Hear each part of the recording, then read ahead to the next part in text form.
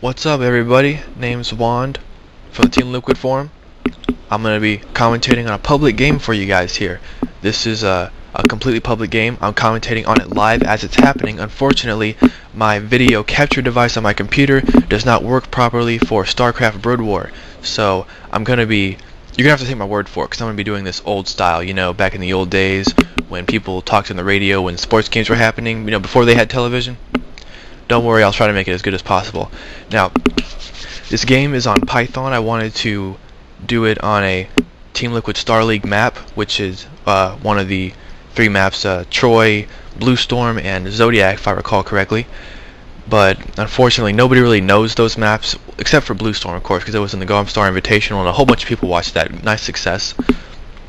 But this is on Python. So sadly enough, people didn't really know the other maps, and I couldn't really get a good game going. And when I did get a game going, it was just a bunch of people screwing around. It's nothing really to commentate on. It's hard to commentate on a game when people aren't that good. But this game hopefully will be nice, because I'm commentating on it live, so I don't know what's going to happen. We'll find out, don't we?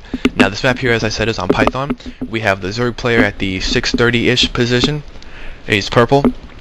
On the top and the north end of the map at the 1230-ish, 1 o'clock position, whatever you prefer to say, we have a Protoss player. Protoss player has put down his first pylon. He's not going to scout with the probe that he used to put the pylon down. He's going to bring it back to get minerals. He kind of went over to look over to his ramp and then turned it around. You wouldn't really see that. Most people would have a better strategy in mind. They wouldn't really do that, but I guess he just wanted to see for the record where his thing was, so that later on he could build a unit there. Now, with the Protoss race, you can usually figure out what their strategy is, or how they see the opening of the game going, based on where they put their first pylon down, because with the Protoss you can only build your buildings in a little range right there.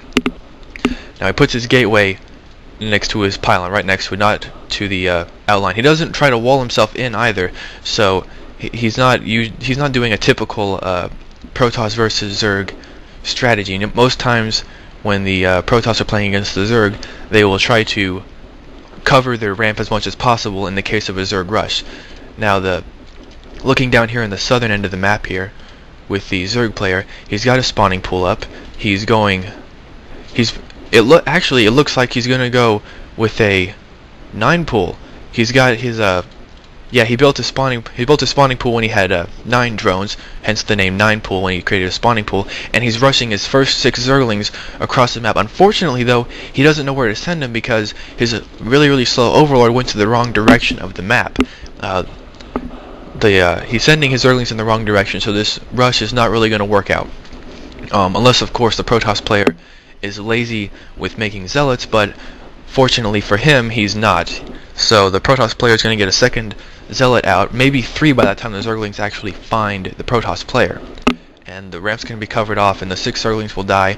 The Zerg player is actually going kind of all out on this. He's expending... Excuse me, I take that back. He sent 3 more larvae worth of Zerglings to the 3 o'clock position to go see if the Protoss player was there, but no, he's not there. He's in the 12 o'clock position on the north end of the map, and his Zerglings are making their way now. He used process of elimination. He scouted the 2 wrong starting points, and now he's heading to the north end of the map because now he knows exactly where the Protoss player is. So behind those 3 extra larvae, so 12 Zerglings that he sent north, he's also going to fast expand now. He's got his hatchery about almost halfway done at his natural expansion to the right of his thing, because he's in the southern expansion of the Mad Mac.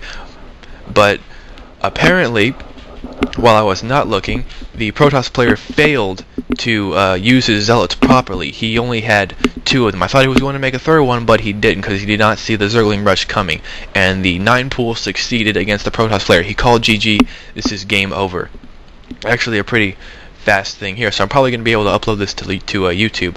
So this was a pretty successful Zergling rush. I was not really expecting it to happen, because I thought the Protoss player was pretty good. I watched him try to play Troy actually last map, and he won it. So I guess he was just really unprepared for a Zergling rush, because the last game that I played, it was sort of like a turtle game. So maybe he was in that kind of a mindset from the last thing. But anyway, bottom line is the Zerg player made it past the ramp where the Zealots were hiding, and once the Zealots were gone and the Zerglings made it past, the Protoss player, the white player, just said, I see what's going to happen. This game is over. So good foresight by the Protoss player. Good attempt, wrong strategy. He was not able to hold off the Zerg player. Kudos to the Zerg player because he was able to get around the Protoss defense. I don't know why the Protoss player didn't hold his zealots, but you know, who knows? It's the simple mistakes. That's StarCraft. You make a mistake, you pay the price for it, consequences. So that was my first thing. I really hope you guys enjoyed it. I'll see y'all out. Name's Juan, Team Liquid Form. Hope I can be on the commentating team. So I'll see you later. Bye.